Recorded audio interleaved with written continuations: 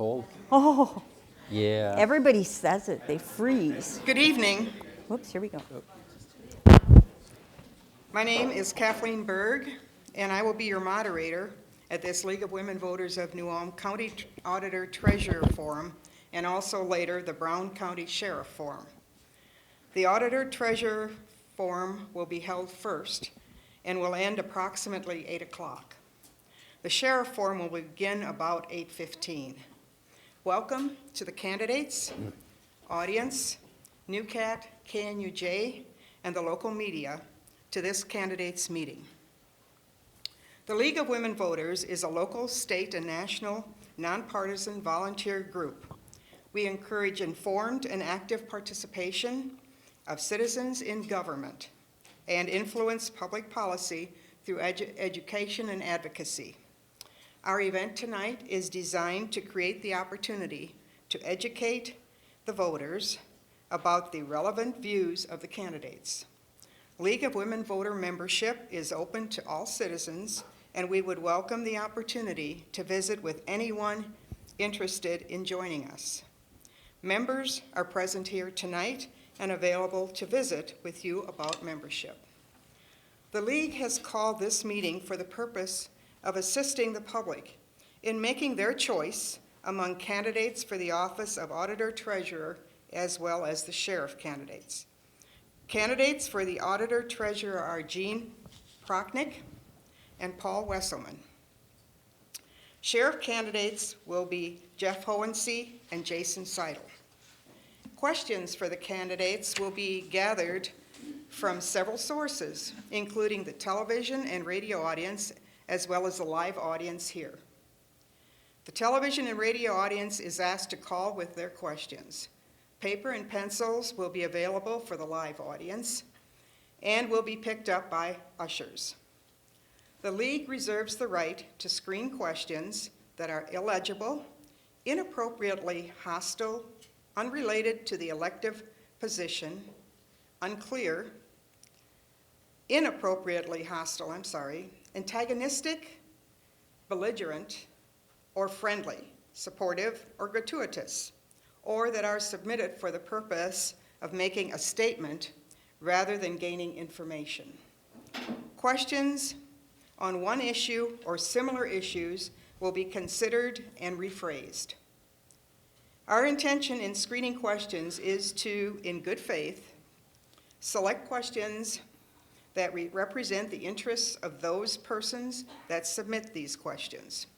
If anyone in the audience feels an issue has not been adequately addressed, we urge that that person contact the candidate directly. Now, the ground rules for this evening's candidates meeting are as follows. I will ask the candidates to spend 1 minute, 30 seconds introducing themselves. The order of introduction has been established. An official timekeeper will mark the time. The timekeeper will hold up a 15-second sign when you have 15 seconds remaining, and when the stop sign is shown, you must finish your sentence. Upon completion of the introductions, each candidate will respond to 2 questions that were drafted by the League and provided to the candidates in advance of this evening's forum. Thereafter, the meeting will be opened to the questions from the audience and the phoned-in questions. Candidates will have 2 minutes to respond to these questions. The opportunity to speak first will rotate. Each of you will have the option to offer a 1-minute rebuttal. You have cards for those, for 2 questions of your choice. You will notify me by raising the card if and when you intend to exercise your 2 rebuttal options.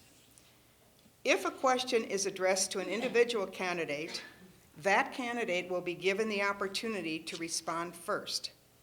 The other candidate will have the opportunity to speak to the question if they so choose. The same 2-minute time limit applies.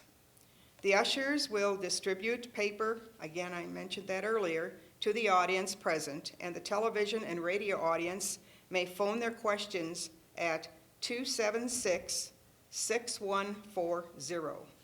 Your call will be answered by league members. Again, the questions will be screened. The candidates will give a 1-minute closing statement. The order will be the reverse of the introductions. We will bring the entire meeting to a close. This is including the sheriff's race, approximately 9 o'clock. The auditor treasurer candidates will now give their opening remarks, beginning with Jean Prochnick. Thank you. I would begin by expressing my gratitude to the League of Women Voters for their commitment to having this and empowering our voters and defending our democracy. It is with honest education about the candidates and the issues that people will be able to make a good selection for who will serve as their future leaders, and that I appreciate. Good evening, everyone. My name is Jean Prochnick, and I am honored to be the current Auditor Treasurer of Brown County. The work of the Auditor Treasurer is quite diverse in nature. We cover laws, programming, and requirements that deal with taxation, financial accounting, cash management, elections, drainage, and tax forfeiture. It is my belief that my 38 years of experience has reaped multiple benefits for the taxpayers in this county. Having a broad overview of the office and its responsibilities allows me to make decisions that are transparent and provide the greatest efficiency and cost savings within the office. While I know that I'll retire someday, I feel that it is important to work together to create a smooth transition of leadership in the future. There are multiple projects that we currently have in process that I feel require continuity of service. We are working on several of them right now, and the person that serves as your auditor treasurer requires experience, accountability, transparency, and truly a vision for the future. Thank you. Paul Wesselman. I'd also like to thank the League of Women Voters for holding this forum. Hopefully it's very informative for the people out in the crowd. Good evening, my name is Paul Wesselman. My wife's name is Deb. She's sitting back here, and she's sitting next to my daughter Amber, and my son is Ryan. I'm a lifelong Brown County resident. I've been a financial advisor in New Ulm for 20 years, where I've assisted with 1,200 clients and over $90 million in assets managed. I was CEO of that partnership for 13 years. The last 5 years, I've worked for Brown County in the maintenance department. I've assisted with our $500,000 budget, and I have been put in charge of internal and external billings, which puts me in direct contact with the auditor treasurer. The reason I'm running for office is I want to give people a choice, and I want to give back to the community that's treated me so well in the private sector. Originally, my main concern was saving the taxpayers money, but as I've gotten more familiar with the AT office, I realize there are more issues that need to be addressed. I believe my background from the private sector will be a big asset not only for the AT office, but also for the Brown County in general. Thank you. We will now begin with the first advance question. Paul Wesselman. Are you going to read that question? Oh, I have to read it, I guess. Be helpful. I know you've got it, but I'll read it. So the audience knows what we're asking here. Of the many duties of the auditor treasurer, which will require the most attention by the auditor treasurer in the next 2 years?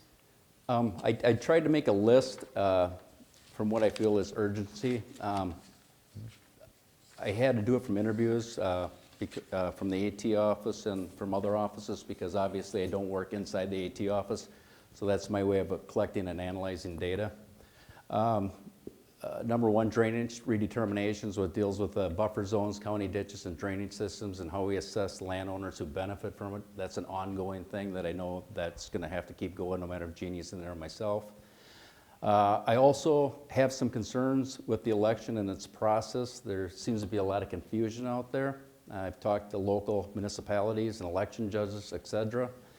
Some feel they've lost control. Some feel they're out of the loop. Some feel there's a communications gap. We have multiple voting systems out there. The voting manuals, the election judges are confusing. Maybe they're a little too complex, maybe they need to be simplified.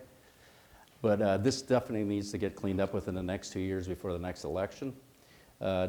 Number 3, we are converting our property tax system from one program to another. It's slated for conversion in 2019. So I think our staff has to be trained for this program, and I think the training starts, next month. And also we have a couple white elephants out there, George's Ballroom and our Market Plots Mall. If they go into forfeiture, where does the money come from? I know the commissioners have set aside monies from tax forfeitures to take care of tax forfeitures, but those are 2 big properties, and I don't know if there'll be enough in there. Thank you. Okay. Second question. I'm sorry, Jean, you're up.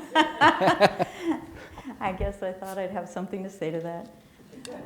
Yeah, you do. I think this got loud. Having an echo, sorry. We're working on a lot of projects at the county right now. Drainage records modernization is one of our huge projects. We obtained a grant last year, and that grant requires us to take all of our historical data and load it into a program. And this information is going to be available to all the taxpayers, mostly the landowners that would be interested in it, I guess, that own these drainage systems, and be able to reference data about their system. Length of tiles, depth of the drainage system, if the buffers have been installed, what the balance of their account is, those kinds of things. So that's a big project that has to be done next year because it's under the grant. We're working with other counties and the state, identifying the issues that will be with the presidential nominating primary that comes in 2020. I think that poses a lot of problems for us at the county and all over the state, obviously. We're also looking at interviewing private audit firms for completing our annual financial statement audit. And we're trying to determine if there's cost savings that can be done, achieved for the taxpayers at that point. And of course, Paul talked a little bit about our tax system, and just training on the tax system is not what it takes. What we really have to do is convert our current system into the new system. We have to ensure that the data is appropriate. We have to ensure that the laws and the requirements and the tax statements that we mail out will come out with good data. So there is a huge process involved. It's a history type thing that you'd want to rely on to ensure that all of the complexities that are in Minnesota tax law are reflected in that system. Okay. The second question, we'll start with Jean Prochnick. Given the complexity of the role of auditor-treasurer, how would you promote public confidence in the services provided by the office? I think that public confidence is truly achieved by education. I have conducted many, many meetings with our local jurisdictions regarding changes with the election law and how they saw. I presented to them the vision that we kind of had about elections and the future thereof. And we collaborated and came up with some solutions that we felt were definite cost savings for the county and for them in their local jurisdictions. So education is huge, continuing to communicate with these groups and getting things done. I also believe in sharing information. I began an article in the Journal a couple years ago. It's called the Brown County Browser, very unique. But it was a way for me to share all the election information that was coming out. I wanted people to be informed. I want people to vote. I want people to have an interest in something that I have a passion for. So that was something we did. We do email. We do email alerts to our taxpayers. If you sign up for some of the information that we can send out to you, we try to share as much as we can. If there's a new tax law, we want people to know. I established a newsletter that we include in our tax statement. It's another form of education and ways to reach us as people. So transparency is huge. I really work toward that and hope that people appreciate the efforts and know that they can come to the door at any time and ask for further explanation of what's been provided. Okay, Paul Wesselman. First of all, I'd like to develop a good working relationship with our city, school, and township officials. Second, I'd want to make staff training a priority. They're our face to the public, and people take time out to come up to the Auditor Treasurer's office. They need answers, so I want to make sure that training and that they are provided the training they need, so they don't waste people's time, who take out of their day to come up. I always want to be frugal with the budget. This is very important to me. It's one of the main reasons why I'm running for office. Keeping Brown County's tax dollars in Brown County as much as possible. Our tax statements are done at MasterTouch, which is out of Washington State. Our office remodel, furniture came from Staples. We promote mail balloting and outsource it to a company called Sea Change. I understand that sometimes we can't get everything we want in Brown County. That's just the way it is. But I'd still like to research it. Every dollar spent in a community exchanges hands 7 times before it leaves. So that's why I want to promote that. Okay, thank you. Questions from the audience and the TV audience and radio audience are now being accepted. So if you have a written question, wave it in the air so the usher knows that you have something you would like to ask. And again, the number to call in is 276-6140. We will now start with questions that we have here. And we will begin with Paul Wesselman. How many employees directly report to the Auditor Treasurer, and please explain your role as their supervisor? There's, I believe there is 7 in the Auditor Treasurer itself, and then there's another 6 from the License Bureau, because the License Bureau is actually under the Auditor Treasurer. Can you repeat the second part of that question again? Okay. Explain your role as their supervisor. Well, first of all, not being in the office, it'll kind of be like when Jeannie took over 4 years ago. I'm going to have to learn everybody's jobs.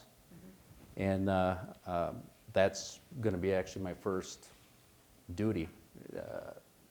Then I have to see if they need training, what they feel they lack, and see what we have out there. I know that the state does offer some things, but basically we just have to make sure they have the best training for the public. Okay. So. Jean Prochnick? Yes. Obviously, you've heard how many people are in the office, and yes, I do have the License Bureau under me as well. In both areas, I have a supervisor that leads the groups. And the supervisor really takes care of the day-to-day handling of staff and its concerns. I certainly make I make the decisions as to the direction that I want to see the office go. And I expect that that is how it's carried out through the supervisor's direction at that point. I think that my staff is well trained. We have also created a situation where each of my staff has a leadership role in particular interests, because we are so diverse in the way we do business at the Auditor Treasurer's office. We have someone in charge of elections. I have a financial accountant. I have somebody that leads our tax team. I have somebody that works in drainage, tax forfeiture. They are my go-to people, and we can collaborate one-on-one. When you have as diverse of topics as we deal with in the office, it's very difficult. Always, not everybody's interests are the same, or we can't stop production in another area. We need to keep moving. So we kind of have our segregation, we have our group discussions, and that is my approach to making things work within the office. Okay. Jean Prochnick, What is the Auditor Treasurer's relationship to the county board? I guess in some respects, we are partners. I think that I've established a good working relationship with the county board. It was the first discussion that I had as I got elected, saying that I needed to work together with them. I have created some teams within the county, and we have an election team that I can collaborate with. We have a drainage committee that we share ideas with that's outside of the board meeting. And those are really good forums, and I have appreciated working with them. I see us as a team, and I ask for their support, and I think they ask for mine. And at times we don't agree on things maybe, but when the decision is made, it is made, and then we go from there. That's my job. Paul Wesselman, what is the auditor's treasurer's relationship to the county board? I would say, we're a administrative arm of actually the state, so they hand down what we do. As new topics come up, obviously, I'd work hand in hand with, the commissioners. There's some, without actually being in the position itself, in all due respect, nobody really knows their job until they actually do it. So for me to know that, I would have to research and analyze, and then obviously give, answers that way. But without being in the job, it's going to depend. Jeannie would probably do it different than I would, but I would always have a very good relationship with the commissioners. Thank you. Paul, you're up again. What are the benefits and drawbacks of using an outside auditor to audit the AT's office? I really have not researched that. Again, that is something that is an ongoing thing inside that office, and it'd be something hard for me to answer unless I would actually, be analyzing it. So I can't give a complete answer on that. Okay, Jean Prochnick? Well, we've done a lot of research on the financial statement, and the preparation of it is very, very expensive for the county. Generally, we're averaging $58,000 each year on doing an audit. The state made a change that we can go to outside private audits, and the county board has asked me to research that topic, and we're looking at a potential savings of $10,000 a year. That's a huge amount to taxpayers, and so we want to continue with that. We also looked at our financial statement itself and the publication thereof, and we have come to some agreements with the editorial association that we deal with, and we have been able to negotiate that price down over the years, and we want to continue to do that. The financial statement won't be published as an insert, which ended up being expensive. We're looking at more of a sheet type publication. Same information is there. I think that the world has changed a lot in the way we do things, and I wish that we could publish things that say, come to the AT office and pick up a copy, or go to the website and click. We can appeal to all factions out there. We have that ability, and I think it would save money. But again, it's statutory what we're doing, and so we're trying to work within the statute and contain the costs at the same time. Okay. Jean? Yes. Currently, this is an elected position. Do you think it should stay elected or change to an appointed position? If change, why? I'm not a fan of an elected position, and have never been, and never thought I would run for an elected position. I think that the position, if it remains elected, I would hope that somewhere along the line we could promote the fact that the position carries some requirements. As you see with a candidate who's running for sheriff or who is running for the county attorney. They have to have credentials. I'm not saying I have credentials, I have experience, I'll say that. But I think that the job deserves something more than we give it, just letting it be open to the public. I think it's a definite job that requires time and experience to gather the knowledge that you need to carry on. So no, I'm not a fan of elected. It is not, I'm not a politician. I am not somebody that can go out and ask people for things. I am more of a, I don't know if you want to use an introvert. I don't think I'm an introvert when it comes to my job because I absolutely love what I do and I can share the information about it because that's me. But going out and asking for votes or that kind of thing, you're not going to find me doing that. I can't. It's not my personality. I'm sorry. Okay. Paul Wesselman. To me, why do we want to take more away from people? Haven't we taken enough away? People say. I am for an elected official. I think voters are usually educate themselves. I think probably 9 times out of 10 they get it right. The 8D office has many responsibilities. If you don't like an official, you can vote him out after 4 years. An appointed position, once you're in there, you're stuck with them, and chances are down the line. What they're saying is, a few people can do a better job of picking that next person than the public can. What happens if the AT, for instance, if it's an appointed position, let's say that there's problems inside the office and the administrator is your boss. You might think twice about bringing those problems out to the public, where an elected official, you don't have to worry about that. Your boss is the public. So you'd be more, you'd take that problem out. You'd let the public know about it. You wouldn't think twice about it. So that's my take on that.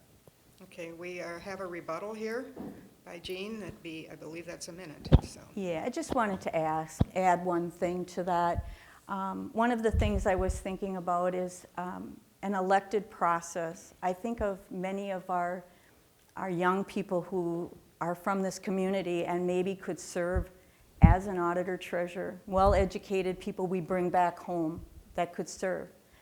But as a 40-year-old person or somebody even younger, can I run the risk of losing my job in 4 years? I think if I do a good job, and I think for the person who follows, if they do a good job, they'll be fine and should have the opportunity to continue. So to carry on with continuity and progress, I think that you need that. So. Okay, thank you. What the heck? Okay. The way I look at it is the other, if you're running for election, that's exactly what you're doing. It's not a career, it's a public service. So, you're trying to do a public service for people. And I think by having an appointed position, you're only going to have those points of view. I think there's a lot more to it than that, So anyhow, I just think it's a public service. I don't think if you're going to run for election, I don't think you're doing that for a career. I mean, some people think it is, but I don't. So anyhow, that's it. Thanks. Okay. If anyone has any more questions that they'd like to pass on to the usher, please do. And again, 276-6140, if anyone is interested in calling in. Our next question, Paul Wesselman.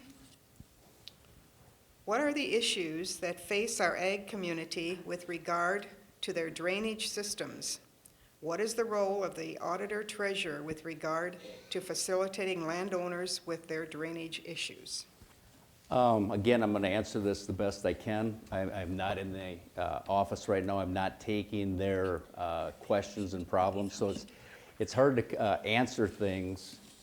Anybody going into a new job needs time to learn it. Now, given time in a position where you can analyze and research, then you have no problem giving a more complete answer if you're doing it. But some problems I do see, you know, like I say, I had to pretty much interview for some of these questions, and if they get too technical into it, you know, I don't expect Jeannie to know what I did as a financial person. I mean, we could, you know, turn it the other way too. But I know it's a very a complicated thing, especially with some of these farmers, and we're putting in buffer zones. Some farmers have very fertile land, some don't, and there's different formulas that they have to figure out how they assess this land, and some farmers actually, I believe, get money back, and some don't for these buffer zones. So there's some kind of a fairness, I think, these people look at.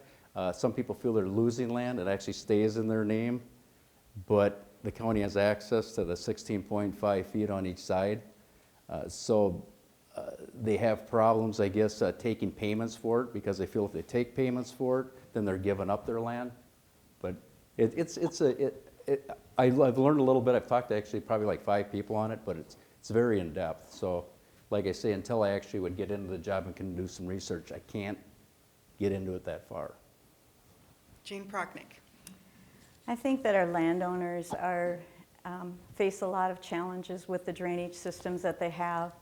A lot of the drainage systems out there are now 100 years old. They were put in with concrete tile, and we have much bigger equipment these days than we did, obviously, 100 years ago. And a lot of these are crumbling. Obviously, the farmers depend on drainage for a successful crop, and so they have to figure out ways to replace them. So we're trying to come up with ways of establishing feasibility studies where we have an engineer come in and offer alternatives to our landowners. What can we do? What are we facing? What does our future look like? I think that being honest and looking futuristic, it's something that's not going to go away. The problem that exists out there is many of our farmers, I understand the average age of a farmer is in their early 60s, and they're on their way out of farming and don't want to invest a lot in the land anymore that they probably won't benefit from. If their children are taking over as the future landowner, they struggle because the crop prices aren't there right now. So obviously for them to replace it is difficult. And then you have the complication of so much of our land is owned by absentee landowners or people that just rent the land out. Due to that, they don't want to invest money into the land. So I think our ag community has some challenges ahead of it, and it's only fair for us to at least be there for them and offer some kind of support. Okay. Jean Prochnick, how accessible are the various records on land ownership, property tax state payments, and other real estate data in the Office of Auditor Treasurer? And in a related question, do you see need for improvement or change in that area? We have on our property tax system, we have many, many years of data, 7 to 10. I'm not even sure. I don't work back years all that much anymore. But there's a lot of data out there. We have historical data that we're working on getting into our drainage software that will be accessible. That will be all historical data. We are required to keep our tax records that end in 0 and 1, and we have those. Most of them have been put in storage further up in the courthouse because we lack storage in that building. So, but we can get to them. We don't have a ton of requests for that information, so it's something we don't have to have at our fingertips. We have to ask people for patience as we look for it. But I think our data, I think we've done a very good job of being transparent. Like I say, our drainage records are going to be available. They are right now available on the website. People can access them. And and asking any question at the office at any time. We'll find you an answer. That's what we're about. We're here to serve. Okay. Paul Wesselman. Yeah, I hate to beat a dead horse again, but, you know, again, you know, when we get too technical into a job, I know we have good staff. Anything that I've needed for my office, the staff has always been right there for me. They, you know, so I know they're very well trained. You know, we got to look at it. We just talked about being an elected position.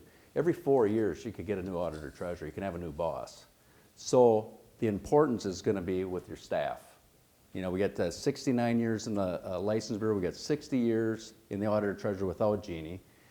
So she's been there for 4 years, you know, in that position.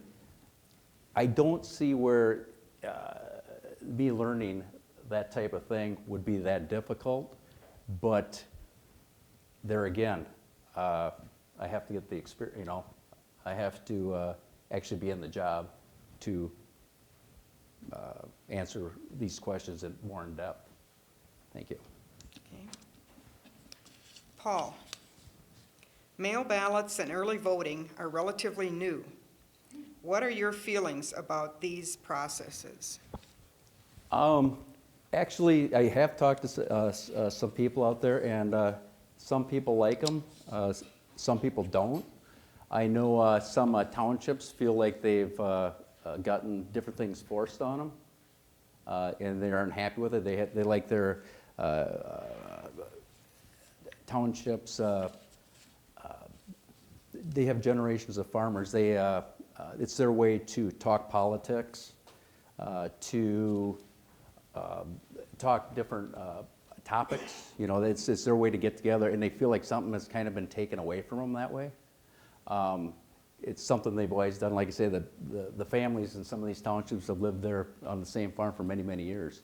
So they feel like they're kind of losing something. Some people like it, some people don't, you know, never really went there to do this, but I feel it's important to listen to all the townships and all the precincts and come up with ways. I know everybody can't have their way or whatever, but sometimes maybe you can spend a little bit more money and save a little bit more money here because they are the taxpayer, and to make them happy.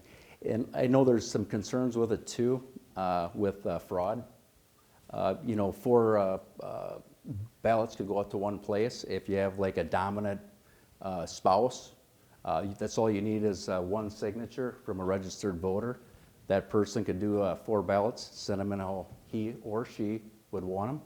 So I know there's some concerns there also as far as the mail-in ballots. So that's what I've heard out there. Jean Prochnick. The process that we've incorporated in Brown County was done with the collaboration of the townships. They were at the meetings, we discussed everything. They had input. Change comes tough for a lot of people, but the thing that we had to talk about and we had to be concerned about is weighing the benefits of the election versus the cost of conducting that election. People need the right to vote. We don't want to ever take away that right. That's something we've earned. We're expecting 30% of the voters in Brown County to vote this year by absentee or mail ballot. That's a lot of voters. The trend is that people want to vote at their convenience. They don't want to necessarily go to the polls. We provide the options that are available in statute. That's what's important. People need options. That's what our world is about. We need choices. We want to work through things. So I guess I'm pleased with what has happened.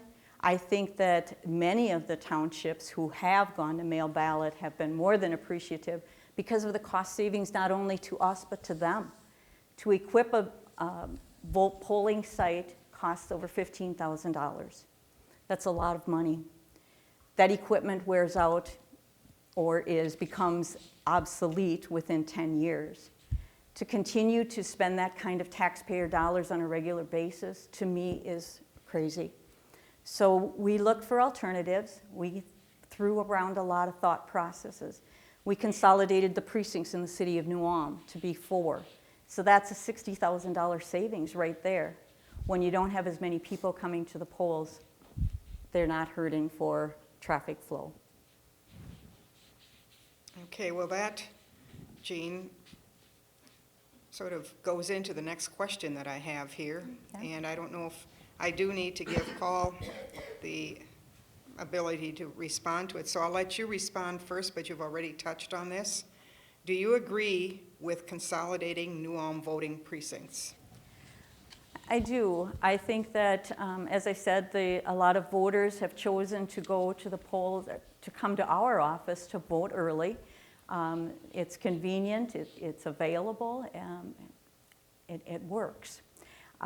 There's a lot of security that goes with it. All the things that we do with elections are very, very tied to preventing voter fraud. So I don't have the concerns that some people seem to express, and I don't like to hear them in the public. I think that people create thought processes that aren't appropriate. I want an election is, our elections are run very cleanly in Minnesota. We have paper ballot backup for our ballots.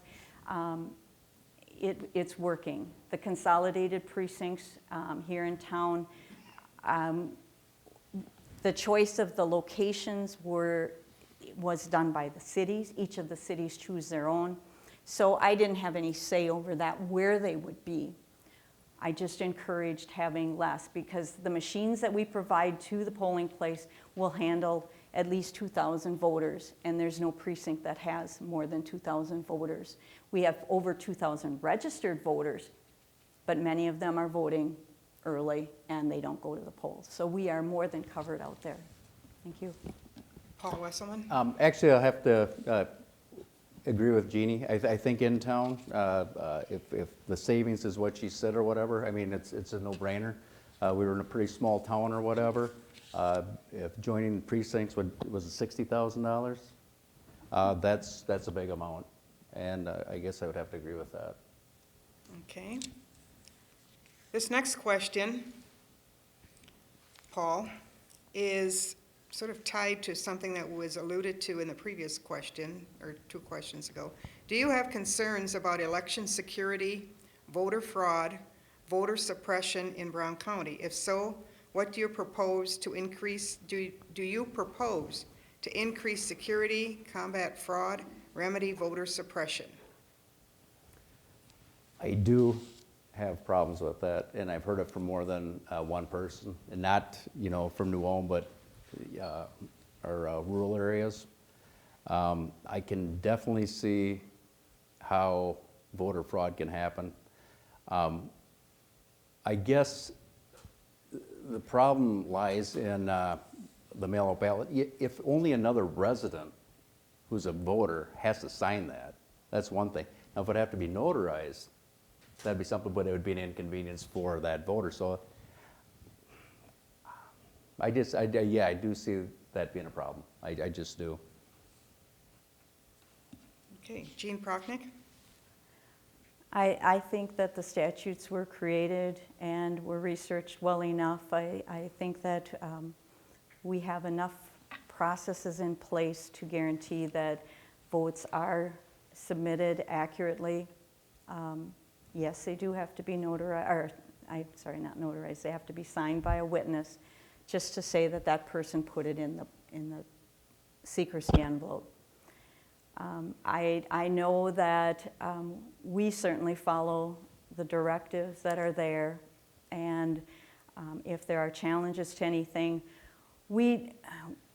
I feel that we have done a lot with education about elections and the way that we handle them. We want to gain public confidence. We don't want to create negativity. That's never good for any situation. So again, that's the way I work with people, share information, and on Friday we have our public accuracy test of our equipment. We want people, if people are more than welcome to come and watch and see how that process works, and to know that ballots are counted securely. We have preliminarily tested every one of those machines. We know that they work. We know that the ballots, the votes will be counted appropriately, and I think that is comfort for any voter. Okay, Jean, next question for you is, technology and software are integral parts of an office setting. What programs are you comfortable working with? Relate your computer exposure to the work of the auditor treasurer. Well, I can assure you that the Auditor Treasurer's Office has multiple programs that we have to work with. We're not a single topic office, so we have a property tax system, we have a drainage system, we have a financial system, we have a cash management system, we have a real asset management to keep track of our fixed assets. Those are just to name a few. In addition to that, obviously, we have to be well-versed in working with Excel and Word and Publisher and all of the Microsoft products. They're very essential in completing the work of the AT, and the staff is also very proficient with those programs. Not only do you need to know the programs, but you have to know how you can make them interact with each other, how you can use information from one to feed to another. Those are real keys. And you need experience, and it doesn't just happen overnight. It's years and years of experience, unfortunately. And I'm glad that I've got a group that supports me and will help with thought processes. I maybe come up with the ideas sometimes and say, how are we going to make this work? And putting heads together, we can do it. Okay. Paul Wesselman. My observations, like I say, when I look at the auditor, I'm at the license bureau every day. That's actually one of my buildings for maintenance. So I with Sue Jensen, we talk every day about different problems and things like that. Auditor treasurer, I'm in probably at least 4 times a week. Here again, it's the experience in the office. They're each have their own separate, if it's drainage, if it's tax statements, if it's voting, if it's tax forfeitures, if it's accounting. The groups know what they're supposed to do. Basically, you're the head, of that group. Yes, you have to interact. Yes, you have to have ideas. Yes, you have to have ideas to save the taxpayers' money. But really, being an elected position again, you can get a new boss every 4 years. So you have to rely on your employees. Me, if I was elected auditor treasurer, I'd make sure, I wouldn't be afraid of somebody taking my position. I'd make sure that they were educated the best they can be. If they are a better auditor treasurer than me and win election, so be it. But I'd make sure no information was withheld.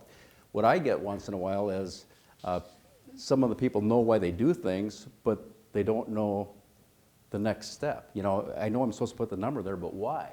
And I have heard that before. So, I think there's information that is held, I don't know why, but I would make sure everybody had all the information that they needed. Okay. I believe we will conclude this meeting at this time.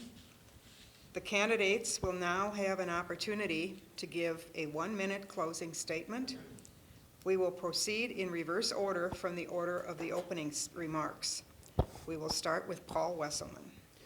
All right, first of all, I want to thank the League of Women Voters for putting on this forum. It was very informational. If elected, you'll have a watchdog from the private sector looking after your tax dollars. You'll have a person that'll treat every citizen with respect. You'll have an official that'll work along with cities, townships, and schools to make the county a better place. Thank you all for coming out tonight. If you didn't know me, I hope you know a little bit understand me a little bit better and know what I can bring to this position. I hope to get your vote November 6th. Thank you. Appreciate it. Jean Prochnick. Thank you. I live by a motto, and it goes, love what you do and you'll never work a day in your life. And needless to say, the last 4 years, I have loved going to work. It is truly my passion. Unfortunately, people think it's geeky. But I do love what I do. Brown County has afforded me with multiple opportunity to grow as an individual and to be a catalyst for change. Change doesn't come easy for many people, many people.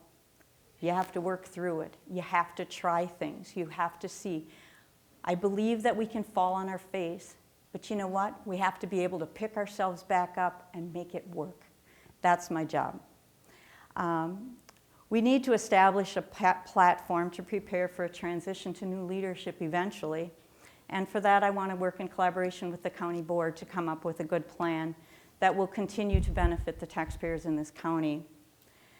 If the voters continue to have confidence and allow me to continue my service in my current role as Auditor Treasurer, I can assure you that I will continue my service with experience, accountability, transparency, and dedication, and always maintaining a vision for the future.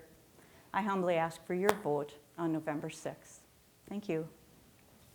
This now concludes the Auditor Treasurer's Forum. Thank you to the audience for your participation. Good job, Paul. And we will take a short break as we get ready for the next forum, the Brown County Sheriff race.